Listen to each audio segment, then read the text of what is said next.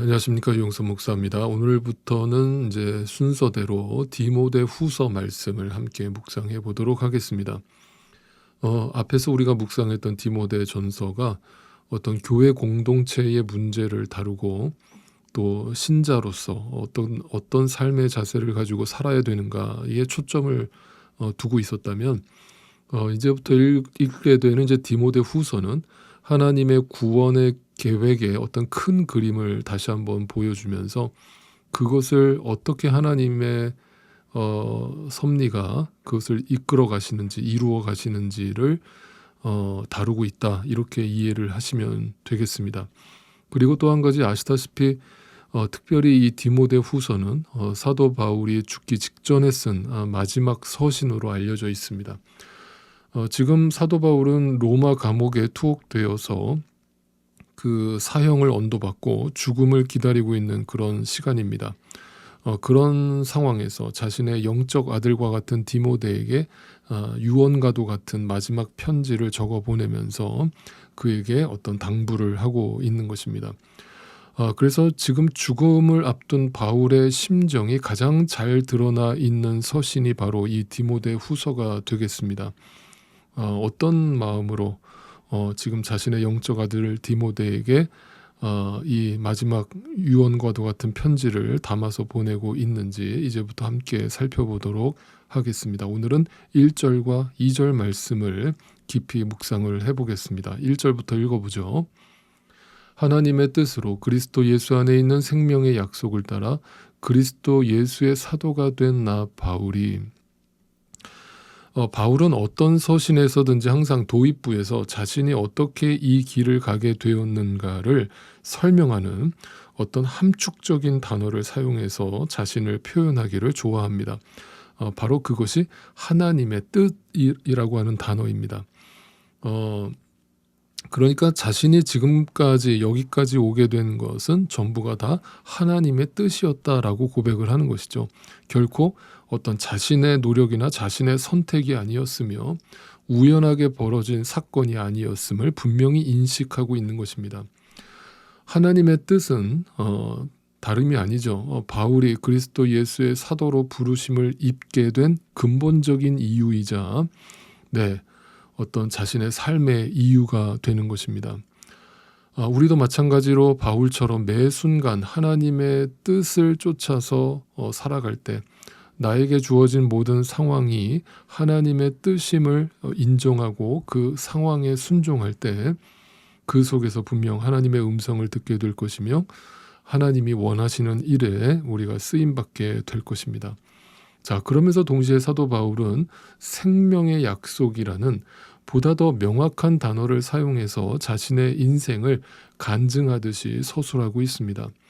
여러분, 생명의 약속이란 무엇일까요? 자, 생명이라는 단어도 그렇고 약속이라는 단어도 그렇고 그 뜻은 참 좋은 뜻을 담고 있지만 어떻게 보면 사실 굉장히 추상적인 단어라고 할 수 있죠. 왜냐하면 지금 당장 우리가 눈으로 확인할 수 있는 단어는 아니기 때문이죠. 생명은 곧 영생을 말하는 것이고 성경에서 영생이란 단지 생명의 연장이 아니라 그리스도를 아는 것이고 그 그리스도와 영원히 하나가 되는 것이라고 제가 거듭 말씀드렸습니다. 그래서 그것은 우리에게 약속된 것이라는 것입니다. 그런데 그 약속이 지금 당장 우리 눈에 보이는 것이 아니고 당장 내 손에 잡히는 것이 아니라는 것이죠. 그래서 우리는 그것을 믿음을 통해서만 확인하고 믿음을 통해서만 소유할 수 있는 것입니다. 그 생명의 약속을 바울은 믿음으로 소유하고 있었던 것이죠. 그래서 그 생명의 약속은 어찌 보면 당장 눈에 보이지 않는 약속 어음과 같은 것입니다. 그런데 믿음이 허락된 자들에게는 이 단어가 결코 추상적인 단어로 들릴 수가 없습니다. 너무나 선명하고 분명한 하나님의 약속으로 마음에 새겨지는 것입니다. 자, 그런 바울이 어떤 삶을 살아왔을까를 우리는 분명히 알고 있습니다. 제가 여기서 굳이 부연 설명하지 않아도 사도 바울이 그 생명의 약속을 부여잡고 그것을 너무나 선명하게 확인하면서 인식하면서 어떻게 자신의 삶을 살아왔는가를 우리는 성경을 통해 너무나 잘 알고 있는 것이죠. 그가 그 약속을 받고 어떤 삶을 살았는가 생각해 보십시오. 사도 바울이 그 생명의 약속을 붙들고 이 땅에서 무슨 행복한 삶을 살았습니까? 그가 그 약속을 품게 되는 순간부터 그가 이 땅에서 어떤 복을 누렸습니까? 그의 인생은 날마다 춥고 배고프고 헐벗고 고난당하고 핍박당하는 삶을 반복해 왔던 것입니다. 그리고 지금 이 디모데 후서를 쓰고 있는 마지막 서신 유언과도 같은 이 편지를 쓰고 있는 바로 지금 이 순간에도 그는 차디찬 로마 감옥에 갇혀서 곧 형장의 이슬로 사라질 상황에 놓여져 있는 것이죠. 그런데 그런 바울의 심정 속에는 생명의 약속이 선명하게 주어져 있는 것입니다. 그것은 하나님의 뜻이 인간 바울의 뜻을 사로잡고 덮어버렸기 때문에 가능한 일이었습니다. 그래서 그는 죽는 그 순간까지 예수의 종으로 살다가 갈 수 있었던 것이죠. 아직도 믿는 것이 신앙생활이 이 땅에서 즐겁고 행복하고 뭔가 나에게 더 유익이 되는 것이라고 착각하시는 분들이 의외로 많으신 것 같습니다. 그러나 또 다시 여러분을 불편하게 드리는 말씀을 드릴 수밖에 없습니다. 저는 분명히 말씀드립니다. 성경에 등장하는 교회는 결코 재미있는 공동체가 아니었습니다. 성경에 등장하는 신자의 삶이라고 하는 것은 결코 이 땅에서 행복을 누리는 삶이 아니었습니다. 물론 예수 안에서 행복하죠. 예수 안에서 평안합니다.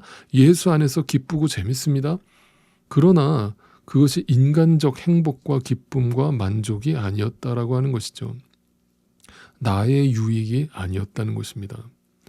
그래서 우리 신자는 이 땅을 살아가면 살아갈수록 그 생명의 약속을 따라 살아가는 존재들이기 때문에 그 생명의 약속과 부합하지 않는 이 세상 눈에 보이는 것들을 날마다 잃어버리고 부서지고 깨어지는 것으로 하나님이 나를 인도하고 계시다라는 것을 확인하는 것입니다. 그런데 내가 하나님을 잘 믿는다고 착각하는데 그런데 하나님이 이 땅에서 나에게 너무 많은 복을 허락하신다. 저는 그것은 전혀 성경적이지 않다라고 분명히 말씀드립니다. 하나님께서 때로는 우리에게 일용할 양식이라는 것을 허락하시기도 하시지만 그러나 근본적으로 그것을 우리에게 복이라고 가르치고 설명하신 적이 단 한 번도 없습니다. 이것을 분명히 이해하실 수 있기를 바랍니다. 그래서 초대 교회와 사도 바울과 같은 당시의 믿는 자들은 이 세상에 있는 믿지 않는 자들은 결코 이해할 수 없는 도무지 납득할 수 없는 정말 미친 사람들과 같이 그 생명의 약속을 품고 이 땅을 살았던 것입니다. 2절을 또 읽어보겠습니다. 사랑하는 아들 디모데에게 이 편지를 씁니다. 하나님 아버지와 우리 주 그리스도 예수께서 내려주시는 은혜와 자비와 평화가 그대에게 있기를 빕니다. 자, 바울은 디모데를 향해서 사랑한다는 표현을 아주 자주 사용했습니다. 이것은 결코 형식적인 인사말이 아니었습니다. 그는 디모데를 참 아들이라고 부름으로써 그 사랑이 아주 진실된 것임을 분명하게 표현하고 있습니다. 실제로 바울과 디모데는 피 한 방울 섞이지 않은 완전 남이지만 특별한 주님의 섭리로 만나게 된 관계이기 때문에 그 관계는 어떤 혈연 관계보다도 더 진지하고 진솔한 관계로 유지될 수 있었던 것입니다. 그 이유는 하나입니다. 그가 뭔가 바울과 성격이 잘 맞아서도 아니고 그가 바울에게 엄청나게 뭔가를 잘했기 때문도 아닙니다. 바울과 디모데는 모두 하나님의 뜻 가운데 생명의 약속을 품은 자였기 때문이었습니다. 여러분, 이것이 바로 믿음의 식구입니다. 단지 교회를 같이 다닌다고 해서 믿음의 식구가 아닙니다.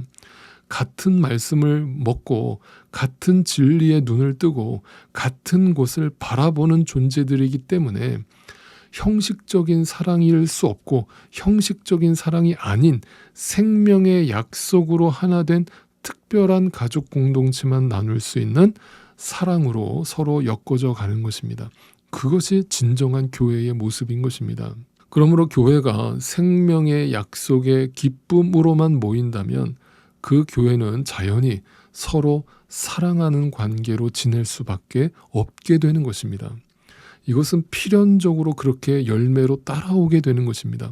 그 진리에 눈을 뜬 자들이 모인 공동체는 그런 사랑의 관계 속으로 들어갈 수밖에 없는 것이죠. 바라옵기는 우리 함께하는 교회 모든 성도님들이, 우리 믿음의 식구들이 다 이 생명의 약속을 품은 자로서 주님 앞에서 발견되고 서로를 그 시선으로 바라봄으로 진정으로 믿음 안에서 사랑하는 관계로 성숙되어져 가기를 간절히 소망합니다. 그런데 이러한 관계가 예수님이 아닌 다른 것에 관심을 두고 모임으로써 그 교회가 회방을 받게 되는 것입니다. 중요한 것은 생명의 약속이 무엇보다 귀한 것으로 우리 마음에 깊이 박혀 있는 것입니다. 그러기 위해서는 생명의 약속밖에는 아무런 소망이 없음을 서로가 분명히 인식하고 알고 있어야 되는 것입니다. 세상에 무엇을 소유하고 있다고 해도 생명의 약속 밖에 있다면 그 사람은 불행한 것이고 비참한 인생일 수밖에 없음을 분명히 인식하고 알아야 되는 것입니다. 여러분, 생명의 약속이 우리를 살렸습니다. 멸망에 있던 우리를 구출하여서 하늘의 생명에 참여한 자가 되게 하셨습니다. 하나님의 약속을 이루심으로써 멸망의 자식인 우리가 이처럼 놀라운 복을 받게 된 것입니다. 하나님의 전적인 은혜인 것입니다.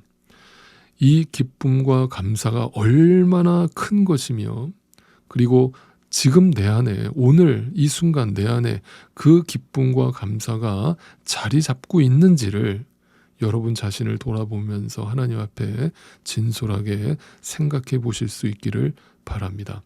여러분은 생명의 약속을 품으셨습니까?